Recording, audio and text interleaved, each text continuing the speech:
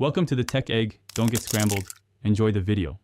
In this video, I will show how to get in Kia Forte without key step by step. Start by checking for an unlocked door, then use a soft wedge to create a gap and a long reach tool to pull the interior handle slowly and safely while protecting trim.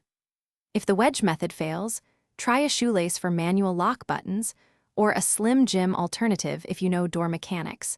Always check airbags and wiring to avoid damage. Learn which tools work and how to stay safe while accessing a Kia Forte without a key.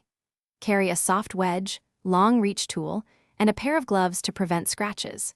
Wear eye protection and avoid forcing mechanisms to prevent airbag or electronic damage. If unsure, stop and call a professional locksmith to avoid costly repairs or legal issues. Always ensure you have permission to access the vehicle and keep ID or proof of ownership ready.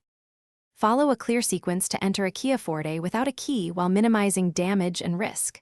Step 1. Check for unlocked doors and trunk before attempting other techniques.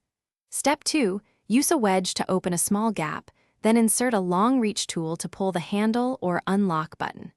Step 3. If electronic locks are present, avoid tampering with wiring and contact a professional for key programming.